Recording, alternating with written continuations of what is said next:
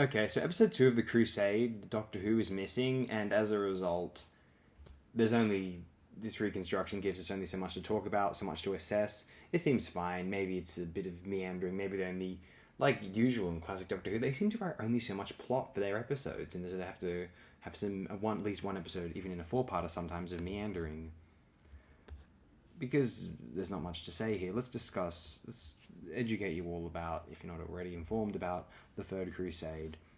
1189 to 1192 was an attempt led by three European monarchs of Western Christianity, Philip II of France, Richard I of England, and Frederick I, Holy Roman Emperor, to reconquer the Holy Land following the capture of Jerusalem by the Ayyubid Sultan Saladin in 1187. For this reason, the Third Crusade is also known as the King's Crusade.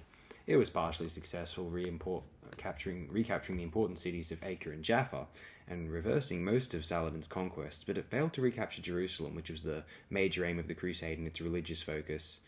After the failure of the Second Crusade of 1147 to 1149, the Zengid dynasty controlled a unified Syria and engaged in a conflict with the Fatimid rulers of Egypt. Saladin ultimately brought both the Egyptian and Syrian forces under his own control and employed them to reduce the Crusader states and to recapture Jerusalem in 1187.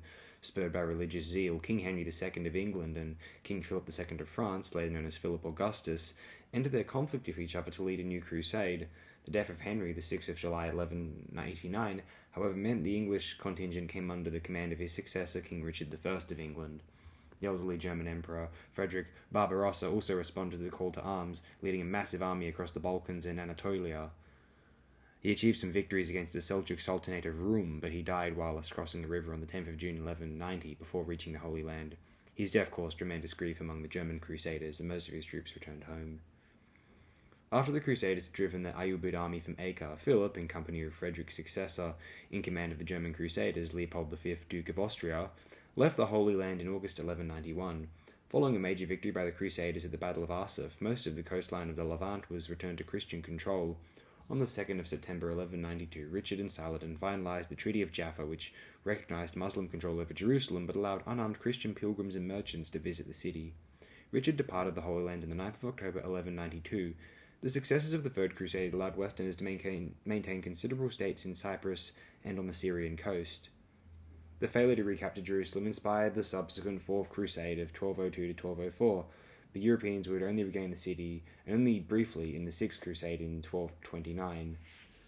Oh boy, this is bloody disgusting history never ends. There's so many murders. Let's read about this. Let's lighten this up. The casting and characters of the Crusade. Camfield was impressed with Glover's performance in An Age of Kings in 1960. An Age of Kings is a 15-part serial adaptation of the 8 sequential history plays of William Shakespeare, produced and broadcast by BBC in 1960. So yeah, that's Richard II, both Henry IV's, Henry V, that's free Henry VI, and then Richard III. Good stuff. Richard III, that's our Avatar, Laurence Olivier, 1955 film. Delightful.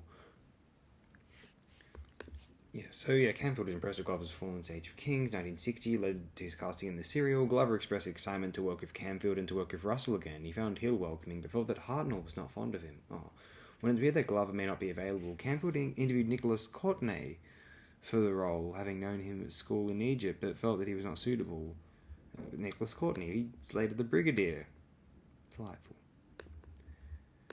Marsh was cast as Joanna. She had previously worked with Hartnell in Will Any Gentleman, 1953. That's a British comedy film directed by Michael Anderson.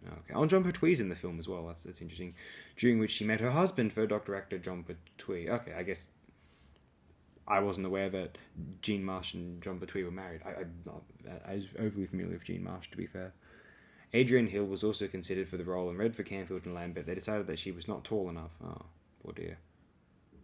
Oh yeah, because Adrian Hill, she later plays Katerina, the companion. Fun. Marsh recalled that she and Glover decided to act slightly too loving for a brother and sister, which Lambert noticed and noted. Thanks, Lambert. Seriously. And that.